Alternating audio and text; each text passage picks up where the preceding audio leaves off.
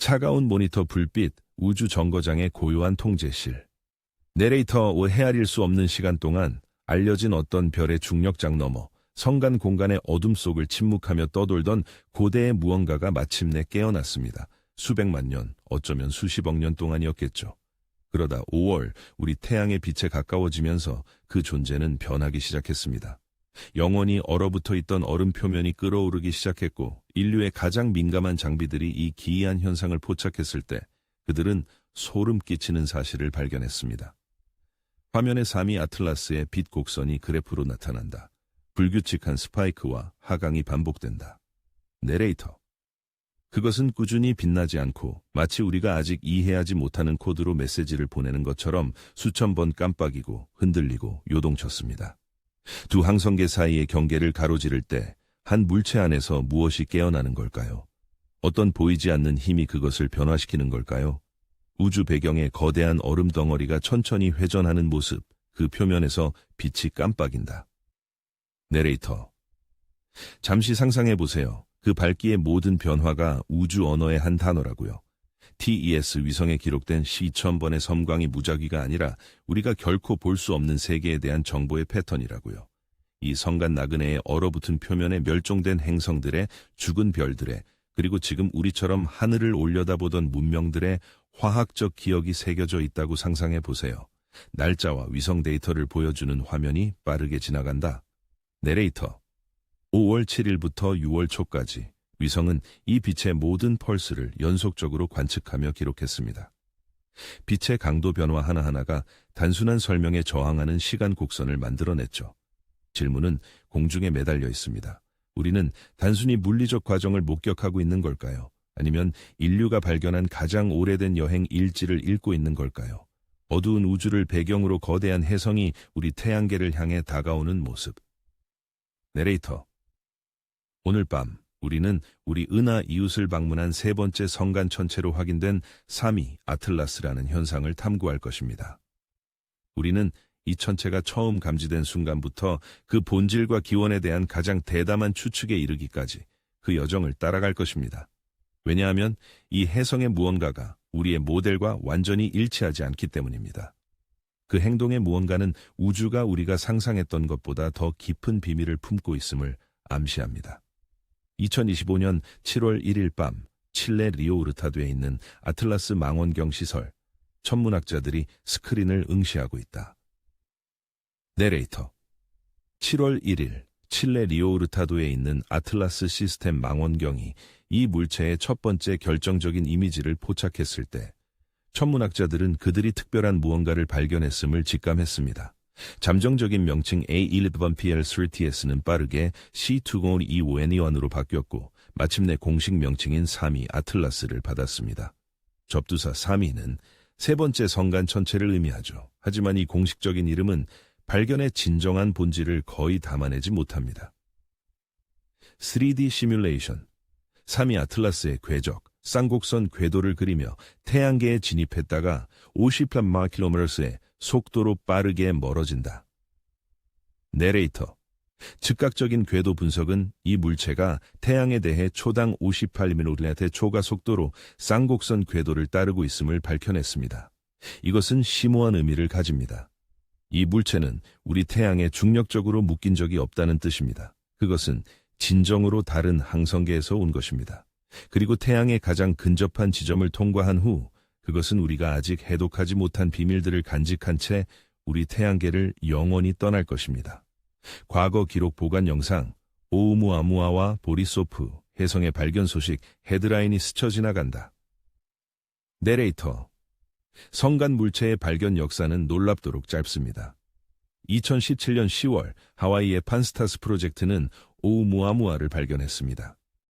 길쭉하고 붉은 이 물체는 태양에 중력적으로 묶인 어떤 물체로서는 불가능한 속도로 태양계를 가로질렀죠.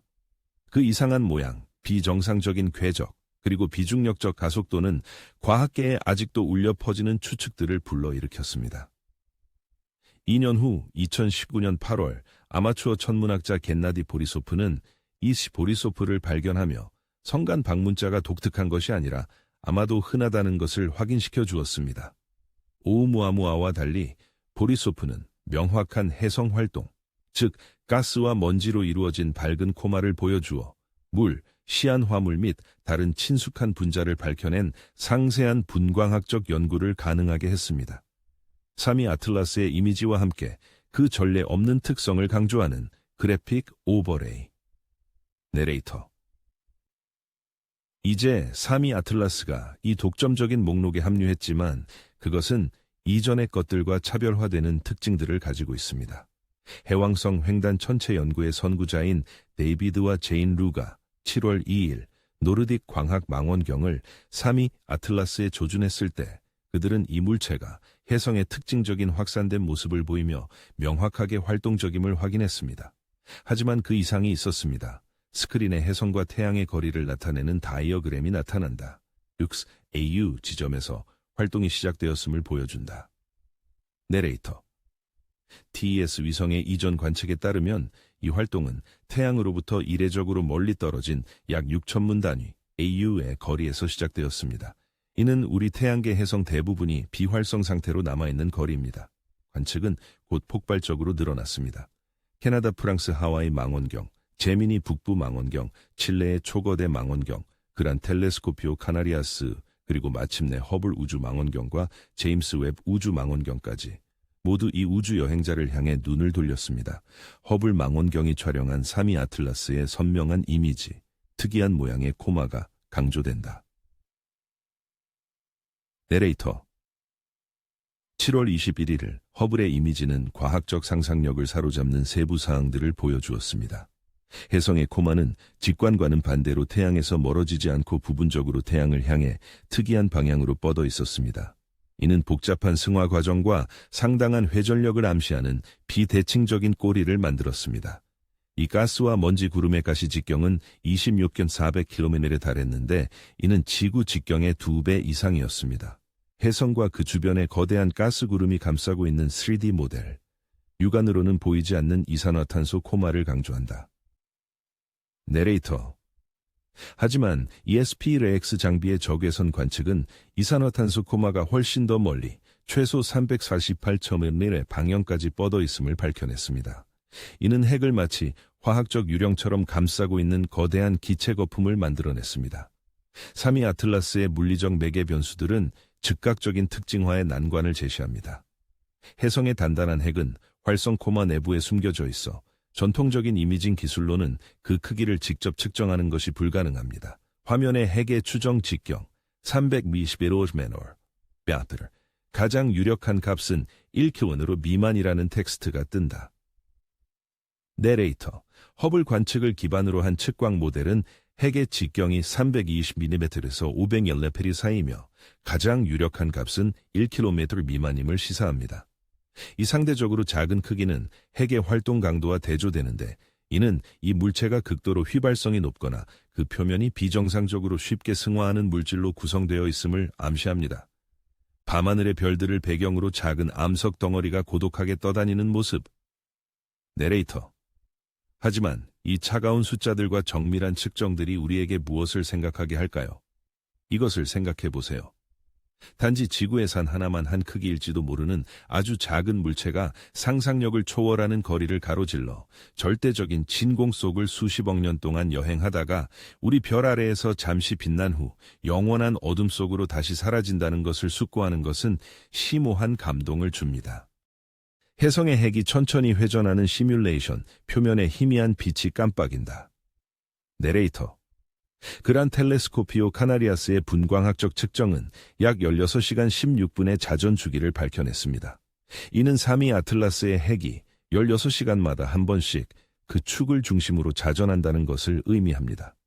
이 자전은 그 긴 성간 여행 내내 유지되어 왔습니다. 7월 내내 0.3에서 0.2 등급으로 감소한 주기적인 밝기 변화는 핵이 불규칙한 모양, 아마도 길쭉한 형태를 가지고 있으며 활동이 증가함에 따라 그 표면이 점차 더 많은 먼지로 덮이고 있음을 시사합니다. 이러한 점진적인 어두워짐은 휘발성 물질이 증발하면서 덜 반사적인 잔류물을 남기는 표면 진화의 특징입니다. 3위, 아틀라스의 궤도 다이어그램. 태양계의 행성 궤도와 역행하는 혜성의 궤도가 대비된다. 내레이터. 3위 아틀라스의 궤도는 추가적인 특이점을 보여주며 이는 주목할 만합니다. 그 궤도는 황도면에 대해 175도 기울어져 있는데 이는 행성들의 움직임과 반대 방향, 즉 역행으로 여행한다는 것을 의미합니다. 하지만 이 기울기는 90도가 아니라 175도입니다.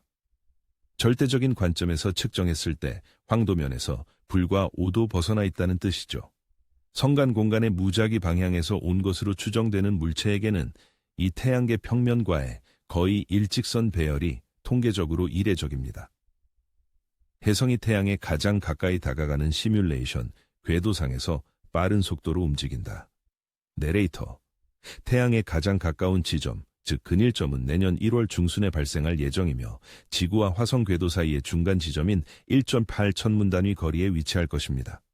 그 순간 혜성은 태양에 대해 초당 68km의 최고 속도에 도달한 후 태양계에서 영원히 벗어나는 여행을 시작할 것입니다.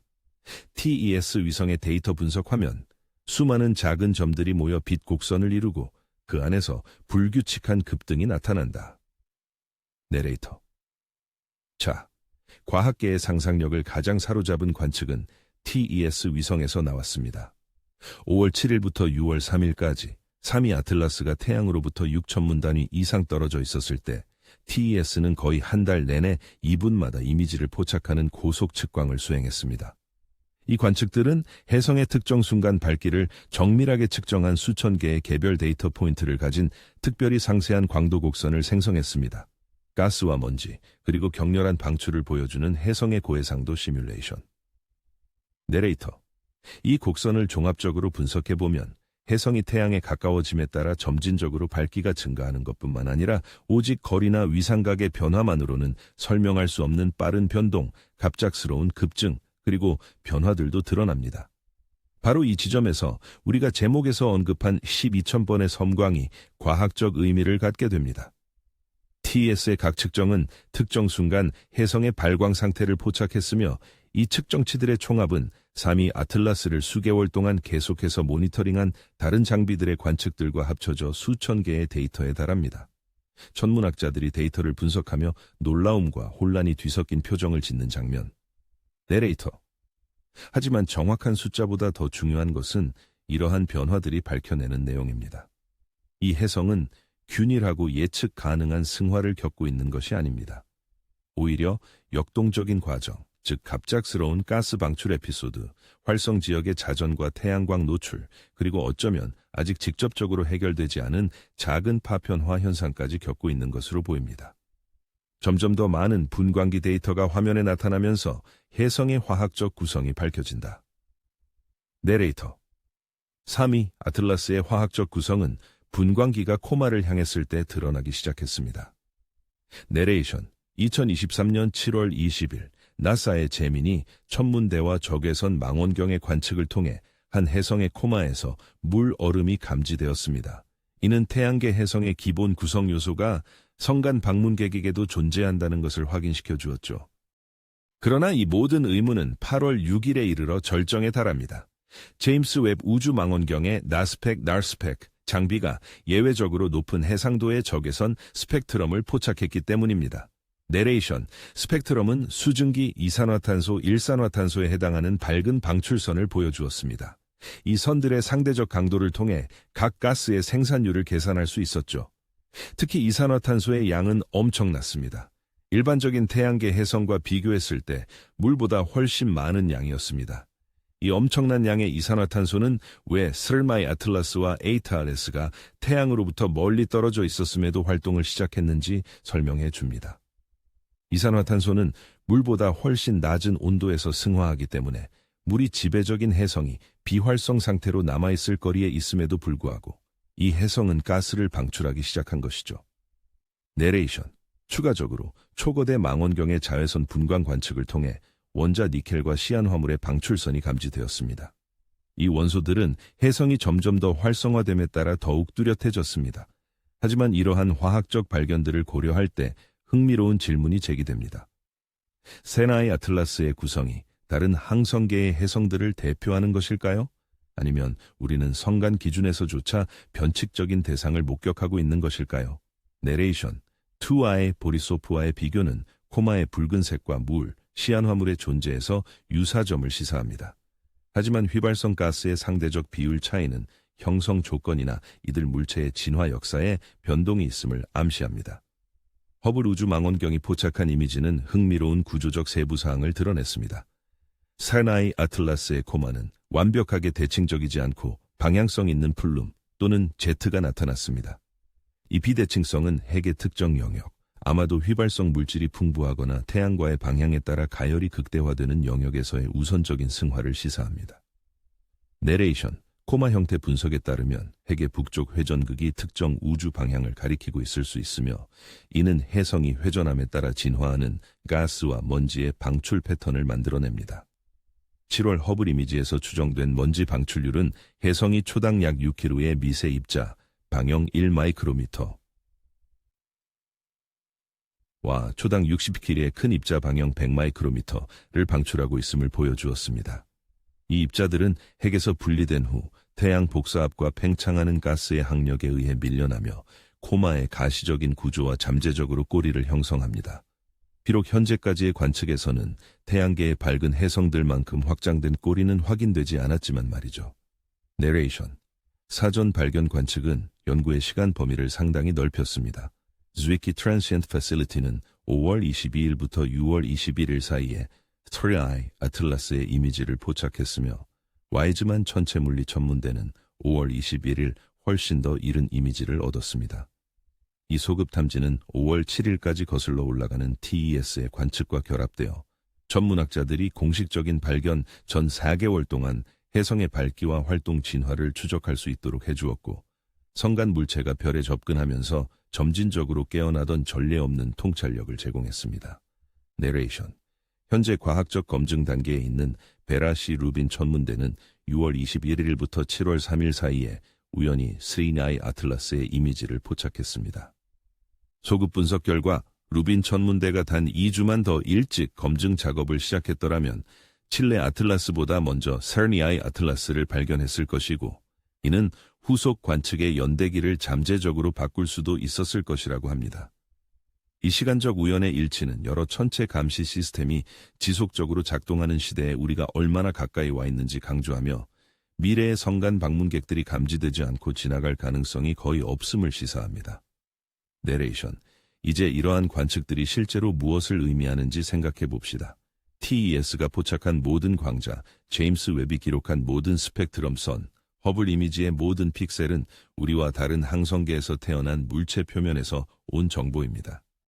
우리는 문자 그대로 우리 자신의 태양계를 형성한 원시 행성 원반의 물리적, 화학적 조건과는 근본적으로 달랐을 수 있는 다른 별의 중력 영향 아래에서 형성된 물질에서 반사된 빛을 읽고 있는 것입니다.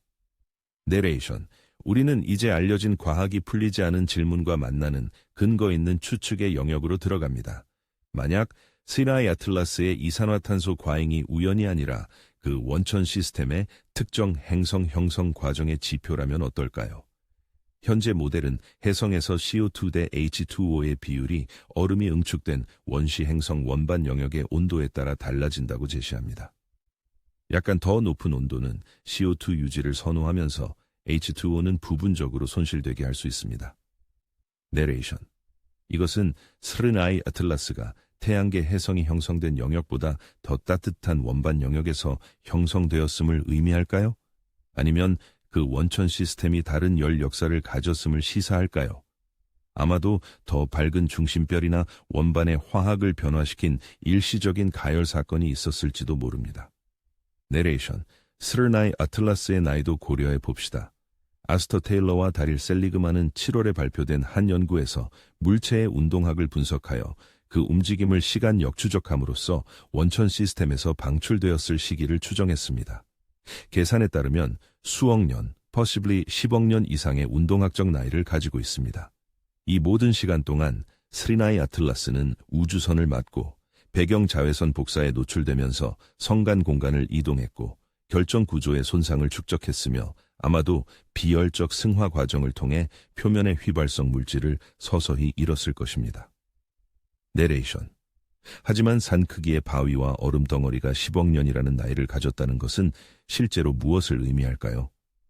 이는 세리아의 아틀라스가 성간 지질학적 시간 규모에 침묵하는 증인이라는 것을 의미합니다. 그것이 원천 시스템에서 방출되었을 때 지구의 다세포 생명체는 아직 원시적이었고 대륙은 알아볼 수 없는 형태였으며 밤하늘에는 다른 별자리들이 빛나고 있었습니다. 이 물체는 문자 그대로 우리 행성의 많은 지질학적 특징들보다 더 오래되었다는 것을 의미합니다. 내레이션. 그리고 만약 우리가 사라이 아틀라스의 궤적을 수백만 년뿐만 아니라 수십억 년 동안 재구성할 수 있다면 어떨까요? 천문학자들은 해성의 움직임을 시간 역추적하려고 시도했지만 속도 측정의 불확실성과 근처를 지나가는 별들의 중력 섭동으로 인해 그 원천별을 확실하게 식별하는 것은 불가능합니다. 그러나 통계 분석은 그것이 특정 젊은 성단 근처의 일반적인 하늘 방향에서 왔을 가능성이 높다고 시사합니다. 내레이션. 이것은 세리아의 아틀라스가 여전히 행성을 형성하고 있는 항성계에서 기원했을 가능성을 유혹적으로 제시합니다. 거대 행성들이 이동하고 작은 물체들을 모든 방향으로 흩뿌리던 폭력적인 행성 강착 단계에서 방출되었을지 모릅니다. 세나이 아틀라스가 근일점에 접근함에 따라 앞으로 몇 달 동안 관측은 계속될 것입니다. 새로운 데이터 세트가 추가될 때마다 해성의 구성, 물리적 구조 및 역동적인 행동에 대한 우리의 이해는 정교해질 것입니다. 내레이션. 천문학자들은 가스 생산율의 변화, 열 및 회전 스트레스가 핵의 강도를 초과하는 경우 발생할 수 있는 파편화 현상, 그리고 태양 복사압이 강해짐에 따라 더욱 뚜렷한 꼬리의 출현 가능성을 기대하고 있습니다. 제임스 웹은 복잡한 유기 분자와 광물의 흔적이 감지될 수 있는 스펙트럼의 중적 외선 영역을 연구하기 위해 미리 장비를 사용한 추가 관측을 계획하고 있습니다. 내레이션. 하지만 이러한 미래의 모든 관측에도 불구하고 일부 질문들은 답변되지 않은 채로 남을 것입니다. 우리는 스리아의 아틀라스에 우주선을 보낼 수 없을 것입니다. 그 쌍곡선 궤도와 극단적인 속도는 현재 기술로는 접근 불가능합니다. 우리는 그 표본을 채취하여 지상 실험실에서 분석할 수도 없을 것입니다. 이 물체에 대해 우리가 알게 될 모든 것은 빛으로부터 옵니다. 코마에서 탈출하여 태양계를 가로질러 수백만 킬로미터를 이동한 후 우리 망원경에 포착된 광자들 말입니다. 그것은 지극히 간접적인 지식의 형태이지만 은하와 영겁의 시간에 걸친 이야기들을 재구성하기에는 충분합니다. 세리아의 아틀라스에 대한 가장 추측성 있는 이론들은 항상 타당한 물리법칙에 기반을 두면서도 거의 공상과학 소설에 가까운 가능성들을 탐구해왔습니다. 앰비언트 사운드, 미지의 우주 공간을 유영하는 듯한 고요하고 신비로운 음악. 내레이터. 어떤 이들은 코마의 비대칭성과 광도 곡선의 변칙적인 변화가 수백만 년 전 해체된 거대 모체의 파편이라면 설명될 수 있다고 주장했습니다. 우리가 관측하는 것은 복잡한 회전과 불균일한 물질 분포를 간직한 조각일 뿐이라는 거죠. 또 어떤 이들은 태양에서 멀리 떨어진 곳에서의 초기 활동이 내부 여론을 암시할 수 있다고 제안했습니다. 아마도 장수명 동위원소의 잔류 방사성 발열일 수도 있죠. 하지만 계산 결과 그렇게 작은 천체에겐 가능성이 희박했습니다. 화면, 미약하게 빛나는 해성의 모습, 그 주위를 감싸는 희미한 코마의 비대칭적인 모습이 데이터 그래프와 함께 오버랩된다. 내레이터. 증거는 없지만 좀 더 대담한 추측도 있었습니다. 사라마의 아틀라스와 같은 성간 천체가 복합 유기 분자, 심지어 생명의 전단계 물질을 한 항성계에서 다른 항성계로 운반할 수도 있다는 가설이었죠.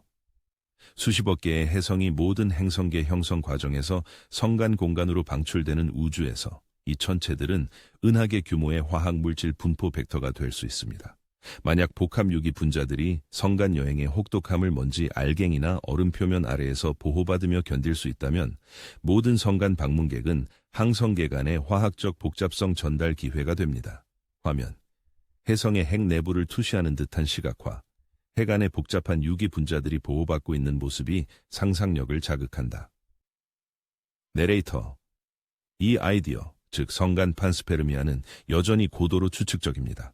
하지만 사라이 아틀라스는 고해상도 분광학을 통해 코마에서 유기성 흔적을 찾을 독특한 기회를 제공합니다. 하지만 현재의 관측 결과는 사라이 아틀라스가 측정 가능한 모든 면에서 그저 해성임을 보여줍니다. 물리적 특성, 화학적 구성, 동역학적 행동, 모두 외계 기원이라는 놀라운 예외를 제외하고는 해성체에 알려진 매개 변수와 일치합니다. 인공 구조물의 증거도 없고 비정상적인 전자기 방출 신호도 없습니다. 자연적인 힘으로 설명할 수 없는 궤도 편차도 없죠. 화면, 세리나이 아틀라스의 궤적 시뮬레이션, 다른 해성들과 크게 다르지 않은 움직임을 보여주며 자연 현상임을 강조한다. 내레이터. 이것은 우리에게 우주가 그 자체로 방대하고 복잡하며 평범한 설명으로 충분할 때 특별한 설명을 들먹일 필요는 없다는 것을 상기시켜 줍니다. 그럼에도 불구하고 사리아의 아틀라스가 존재하고 감지되었다는 단순한 사실만으로도 우주 인구 통계에 대한 우리의 이해는 근본적으로 변화했습니다. 8년도 채 되지 않아 세계의 성간 전체가 발견되었고 우리의 탐지 시스템이 여전히 감도와 하늘 범위 면에서 상당한 한계를 가지고 있다는 점을 고려하면 통계적 추정은 태양으로부터 1파섹 이내의 성간 공간에 언제든 수만 개의 유사한 천체가 존재할 수 있음을 시사합니다. 화면. 태양 주변의 좁은 공간에 수많은 성간 천체들이 움직이는 그래픽 시뮬레이션.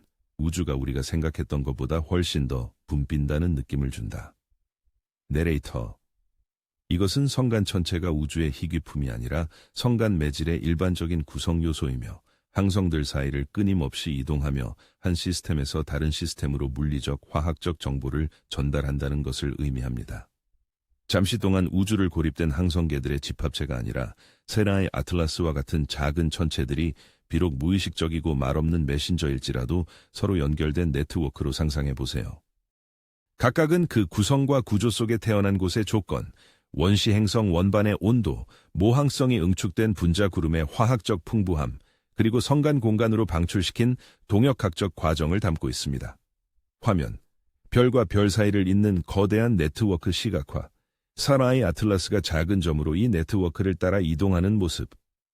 내레이터, 실로 사라의 아틀라스는 타임캡슐입니다. 우리의 과거가 아닌 다른 세계의 과거 말입니다. 행성 형성 연구에 대한 함의는 매우 심오합니다. 만약 행성계가 성간 천체의 방출과 포획을 통해 끊임없이 물질을 교환한다면 원시 행성 원반은 닫힌 시스템이 아닙니다. 심지어 46억 년 전 태양계 형성 과정에서도 다른 시스템의 해성들이 중력에 의해 포획되어 우리 태양계 카이퍼 벨트의 일부가 되었을 수도 있습니다. 실제로 일부 모델은 태양계로부터 수만 천문 단위 떨어진 얼음 천체 구역, 즉 오르트 구름에 있는 해성의 극히 일부가 실제로는 외계 기원일 수 있다고 제안합니다. 태양의 탄생 성단에서 다른 별들과 근접 조우하는 동안 포획되었을 가능성 말이죠. 화면, 오르트 구름과 카이퍼 벨트의 개념도 외부에서 유입되는 해성들이 점점이 박히는 모습을 그린다. 내레이터. 이 가능성은 흥미로운 철학적 질문을 던집니다. 우리 태양계의 얼마나 많은 부분이 진정으로 우리 것일까요? 만약 오르트 구름에 있는 해성들 중 일부가 고대의 성간 침입자라면, 그리고 지구에 떨어지는 운석 중 일부가 그 해성들에서 유래한다면 말 그대로 우리 행성에는 다른 별 아래에서 형성된 물질이 존재하는 것입니다. 이러한 관점에서 지구는 완전히 고립된 시스템이 아니라 그 역사가 다른 세계의 역사와 얽혀있는 물질들의 집합체인 셈이죠. 화면. 지구 표면의 돌멩이 화면에 다른 별의 먼지가 섞여 들어가는 듯한 에코 효과, 충격적인 진실을 암시한다. 내레이터. 이제 이 추측을 한 걸음 더 나아가 볼까요? 수백만 개의 성간 천체 중 일부가 자연적인 것이 아니라면 어떨까요? 이 질문은 일부 과학자들, 특히 특이한 형태와 비정상적인 가속도로 인해 외계 기술 문명의 산물일 수 있다는 추측을 낳았던 오우무아무아의 맥락에서 진지하게 탐구되었습니다. 세마의 아틀라스의 경우 비자연적인 해석을 뒷받침하는 증거는 없습니다. 그 행동은 활성 해성과 완전히 일치합니다. 그러나 더 추상적인 수준에서 질문은 계속됩니다. 성간 인공물을 어떻게 인식할 수 있을까요? 만약 그것이 우리 태양계를 통과한다면요. 인공물이 자연적인 것과 구별되는 관측적 특징은 무엇일까요? 화면. 오우무아무아의 신비로운 형상과 사마의 아틀라스의 평범한 모습이 잠시 교차한다. 이어지는 인공물 탐지 가설의 시각적 요소들. 내레이터. 어떤 이들은 그 해답이 알려진 힘으로 설명할 수 없는 궤도 이상 현상이나 인공적인 전자기 방출 혹은 있을 법하지 않은 기하학적 구조에 있을 것이라고 제안합니다.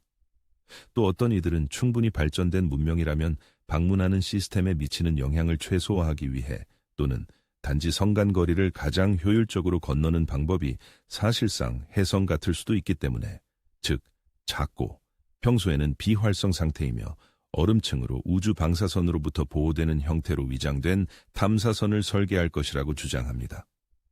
화면. 우주 탐사선이 혜성의 형태로 위장되어 우주를 이동하는 상상도 섬뜩하면서도 매혹적인 아이디어. 내레이터. 이 추측은 이론적인 외계 생물학의 영역에 속하며 명확히 그렇게 분류됩니다. 사라마이 아틀라스가 자연적인 혜성 외에 다른 것이라는 증거는 전혀 없습니다. 하지만 상상의 연습은 우주 규모에서 자연적인 것과 인공적인 것을 구별하는 우리 현재의 도구가 얼마나 제한적인지를 보여줍니다. 이제 좀 더 확실한 영역으로 돌아오죠. 관측 결과에 따르면 사라마이 아틀라스는 앞으로 몇 달 동안 계속 관측 가능할 것입니다. 1월의 근일점에 가까워지면 그 밝기는 증가하여 적당한 크기의 망원경을 가진 아마추어 천문학자도 관측할 수 있는 등급에 도달할 잠재력이 있습니다. 화면. 아마추어 천문학자가 망원경으로 밤하늘을 관측하는 모습. 사라마이 아틀라스의 예상 궤적과 밝기 변화 그래프가 함께 나타난다. 내레이터. 이 밝기 증가는 핵을 가열하는 태양 복사 강도 증가와 코마의 더 많은 빛이 우리의 탐지기에 도달하게 하는 지구와의 거리 감소, 이 두 가지 이유 때문입니다. 그러나 태양, 혜성, 지구 사이의 위상각 또한 중요한 역할을 할 것이며, 천문학자들은 미래 관측을 위한 최적의 기하학적 구조를 계산하고 있습니다. 특히 흥미로운 부분은 사라마이 아틀라스가 어떤 파편화 현상을 겪는지 모니터링하는 것입니다.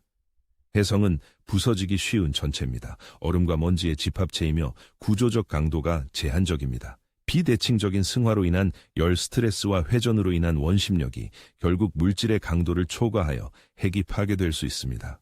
화면. 혜성 핵이 분열되는 과정을 시뮬레이션, 갑작스러운 밝기 증가와 함께 파편들이 흩어지는 모습. 내레이터. 2i, 보리소프 혜성은 태양계 통과 중 경미한 파편화의 가능성 있는 증거를 보였습니다. 사라마이 아틀라스가 유사한 사건을 겪더라도 놀라운 일은 아닐 것입니다. 이러한 파편화는 밝기의 급격한 증가나 코메에 여러 개의 응집체가 나타나거나 표면 아래 물질이 갑자기 노출되면서 분광 프로필이 변화하는 것으로 감지될 수 있습니다. TES와 다른 망원경에 의해 기록된 밝기 변화는 이미 사라마이 아틀라스가 활동의 변동을 겪고 있을 수 있음을 암시합니다.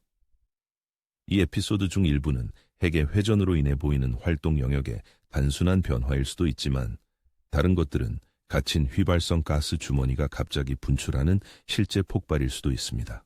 화면. 혜성 핵에서 가스가 분출하는 모습, 예측 불가능한 우주의 역동성을 담아낸다. 내레이터. 혜성 문헌에서 아웃버스트라고 알려진 이 폭발은 태양계 혜성에서 흔하며 핵 내부 구조를 엿볼 기회를 제공합니다. 성간 혜성에서 아웃버스트를 관찰하는 것은 이 천체의 내부 구조가 우리 태양계에서 형성된 혜성들의 구조와 근본적으로 유사한지 아니면 다른지에 대한 정보를 제공할 것입니다. 이제 더 넓은 시간적 관점을 생각해 봅시다. 사라마이 아틀라스는 우리 태양계에 불과 몇 달 동안만 머무릅니다. 전체 여행의 극히 일부죠. 이곳에 오기 전 그것은 수백만 년 또는 수십억 년 동안 성간의 어둠 속을 여행했습니다.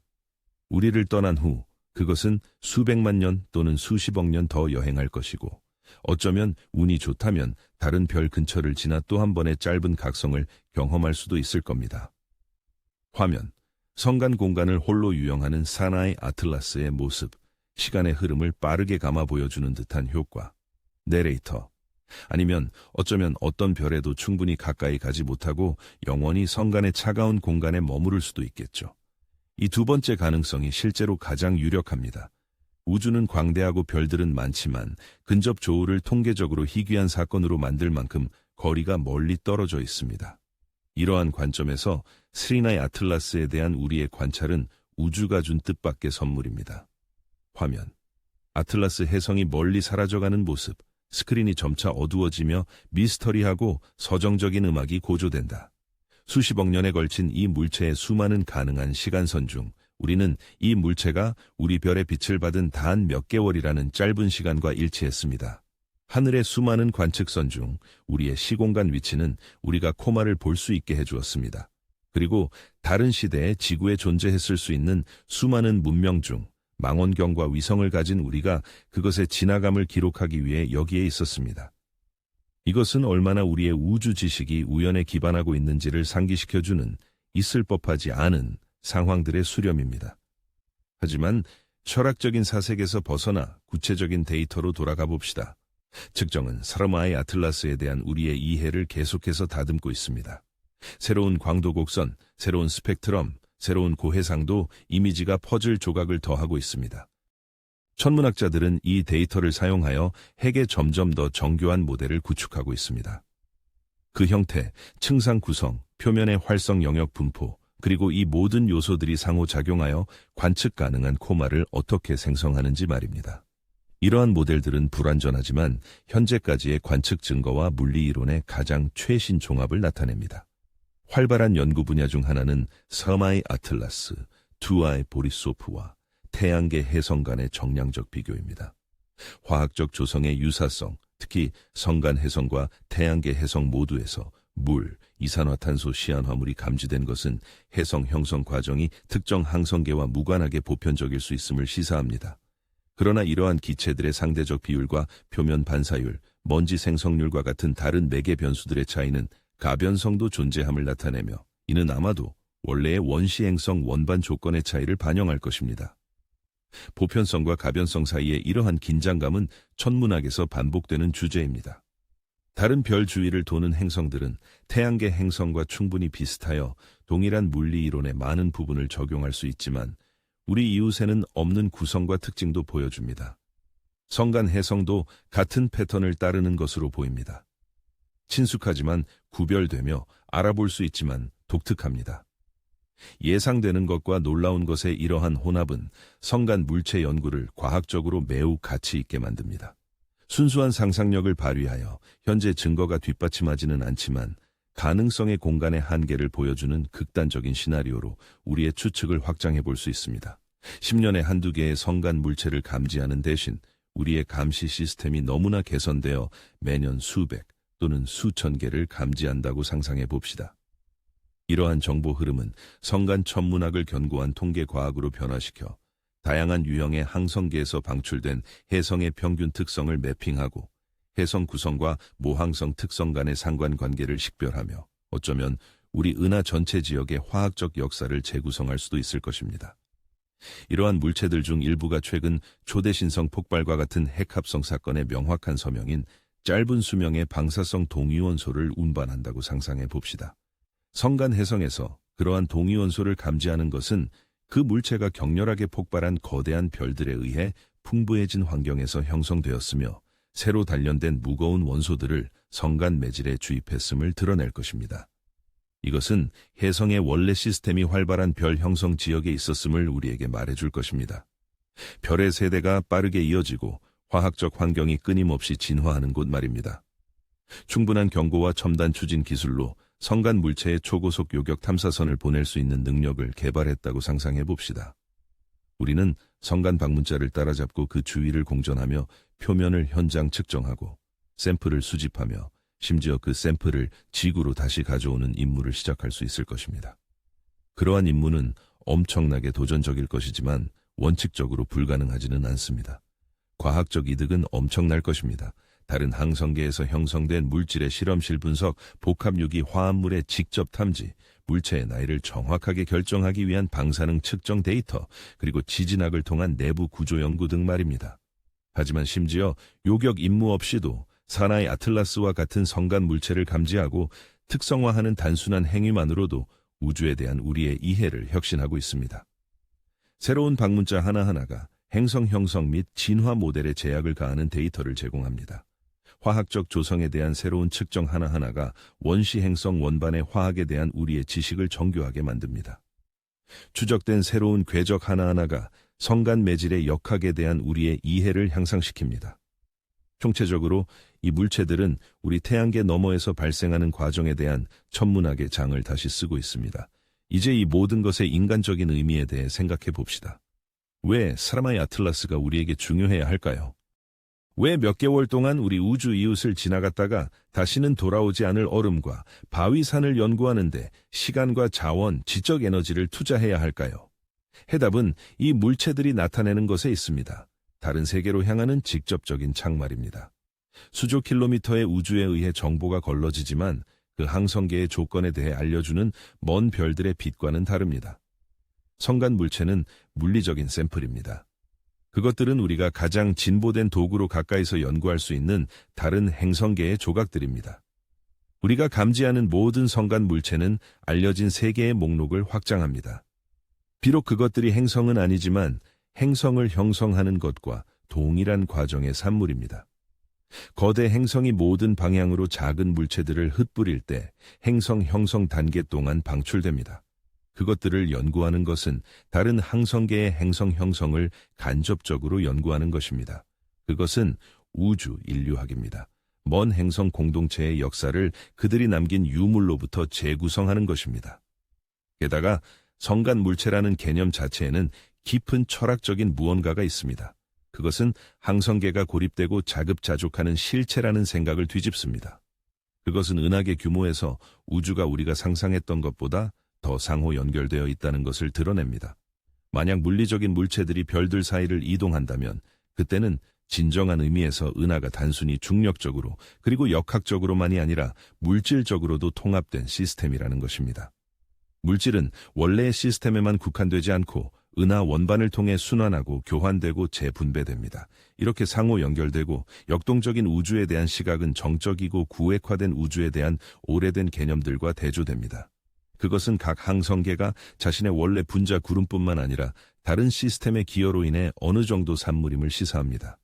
그것은 은하의 화학적 역사가 점진적인 혼합의 역사이며 각 지역은 물질 교환을 통해 천천히 균질화됨을 시사합니다. 수십억 년의 시간 규모에서 이 혼합은 중요할 수 있으며 은하 전체 지역의 화학적 조성은 이러한 성간 교환으로 인해 평균값으로 수렴할 수 있습니다.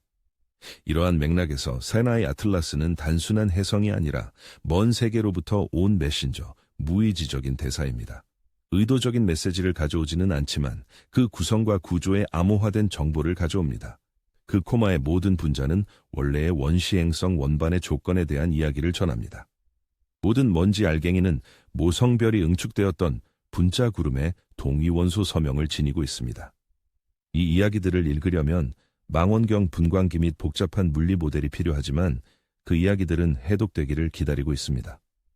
마지막으로 이러한 관점을 고려해 봅시다. 만약 다른 항성계의 문명들이 우리가 우주를 연구하는 방식과 동일하게 우주를 연구하고 있다면 그들은 우리 태양계에서 기원하여 자신들의 이웃을 지나가는 성간 물체를 감지할 것입니다.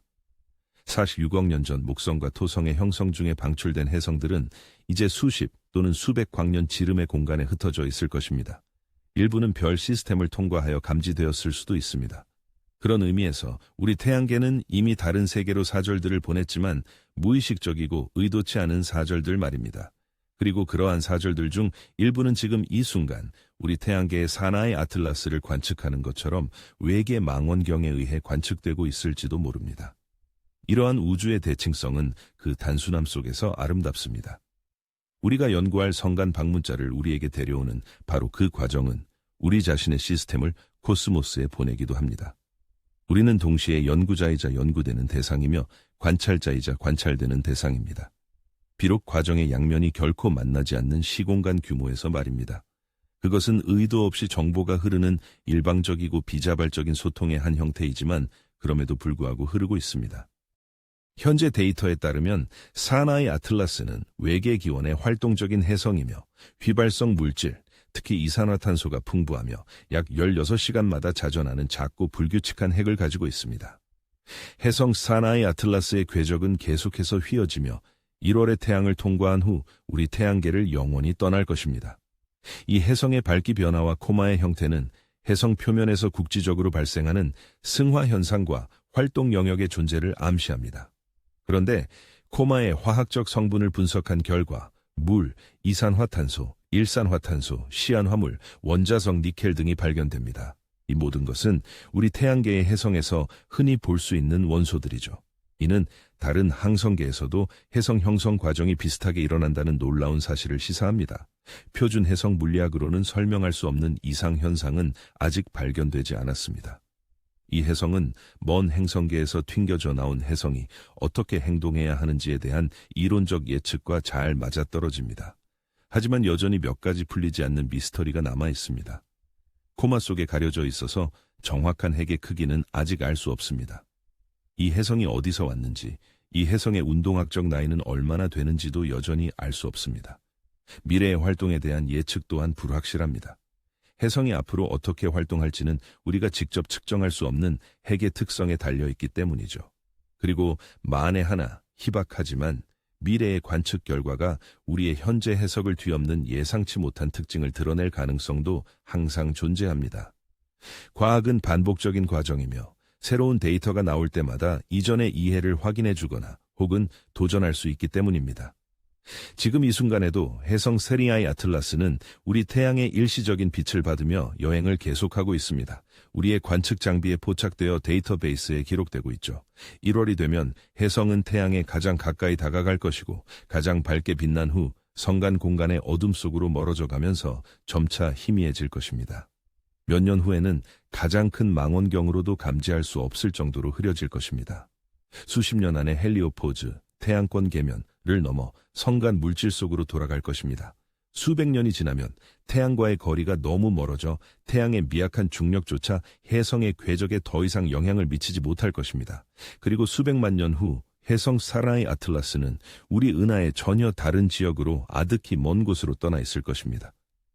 아마도 다른 별에 가까이 다가가 다시 한번 짧은 각성을 준비하거나 어쩌면 영원히 여행하며 다시는 자신을 활성화시킬 만큼 가까운 별을 만나지 못할 수도 있습니다. 그동안 우리는 이 방문객의 데이터를 축적하고 그로부터 얻은 교훈을 우주에 대한 우리의 이해에 통합하며 다음 성간 방문객을 끈기 있게 기다릴 것입니다. 우리는 이제 그들이 정기적으로 온다는 것을, 우리가 우주에 홀로 있는 것이 아니라는 것을, 그리고 별들 사이의 공간이 침묵하고 오래된 이야기들로 가득 찬 물체들로 채워져 있다는 것을 알게 되었으니까요. 이것이 새로운 천문학입니다. 단순히 위를 올려다보는 것이 아니라 옆으로 별들 사이의 공간을 가로질러 공허를 가로지르는 메신저들을 찾는 천문학이죠. 이 모든 것을 생각할 때 아마 밤하늘 아래 서 있거나 고요한 밤에 누워있을 때 보이지는 않지만 엄연히 존재하는 저 위에 세리라의 아틀라스를 생각해 보세요. 우리 태양계를 조용히 지나가며 적외선 파장에서 희미하게 빛나면서 그 얼어붙은 표면이 한 톨씩 증발하고 있습니다. 지금 이 순간 그 코마에서 벗어나 공허를 가로지르는 광자들을 생각해 보세요. 그중 일부는 앞으로 몇 분 또는 몇 시간 안에 지상의 망원경 거울에 부딪혀 우리가 지식으로 바꿀 정보를 전달할 것입니다.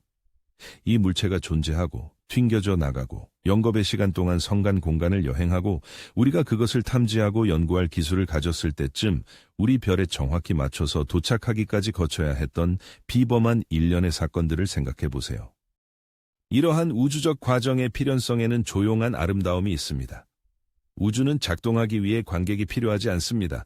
별들은 빛나고 행성들은 궤도를 돌고 해성들은 누가 보든 말든 움직입니다.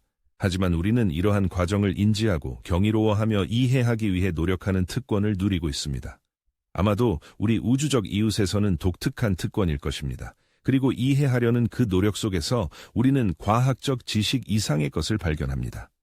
우리는 우주와의 연결을, 우리 자신보다 더 큰 무언가에 속해 있다는 느낌을, 우주의 광대함과 고대에 대한 겸손함을 발견합니다.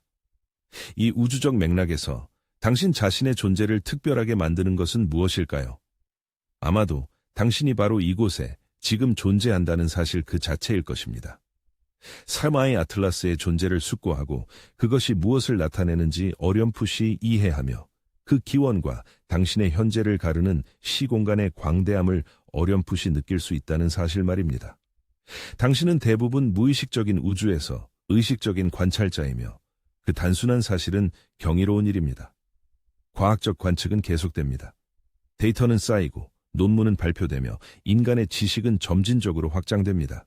그러나 모든 숫자와 방정식, 모든 스펙트럼과 광도 곡선을 넘어 우리의 기술 문명과 이 고대의 성간 여행자의 만남에는 어딘가에 환원할 수 없는 시적인 무언가가 있습니다. 그것은 정신과 정신 사이의 접촉이 아니라 보통은 교차하지 않는 시간 척도와 공간 척도 사이의 접촉입니다. 그것은 우리가 불가능할 정도로 먼 것이 가끔은 가까워질 수 있고 영원히 분리되어 있던 것이 빛과 중력을 통해서라도 잠시나마 서로 닿을 수 있는 우주에 살고 있다는 것을 상기시켜 줍니다. 성간 깊은 곳에서 온 여행자, 따라라이 아틀라스여, 안녕. 우리가 이제 막 읽기 시작한 이야기들을 가져온 자여, 우리 태양계를 지나는 너의 짧은 여정이 우주의 본질에 대해 귀중한 것을 가르쳐 주었기를, 너의 빛에 기록된 수천 개의 섬광이 영원한 지식으로 바뀌기를, 그리고 네가 다시 성간의 어둠 속으로 떠날 때 우리가 풀지 못한 비밀들을 안고 떠난다 할지라도 네가 잠시 동안 보여지고 연구되고 어떤 깊은 의미에서는 이해되었다는 것을 알기를. 태양 주위를 도는 너의 우주적 불꽃춤은 곧 끝나겠지만 너의 방문에 대한 기억은 우리 문명의 기록 속에 새겨져 있을 것입니다. 우주가 우리가 상상했던 것보다 훨씬 더 풍부하고 더 복잡하며 더 경이롭게 서로 연결되어 있다는 증거로 말입니다. 별들을 향한 즐거운 여행이 되기를.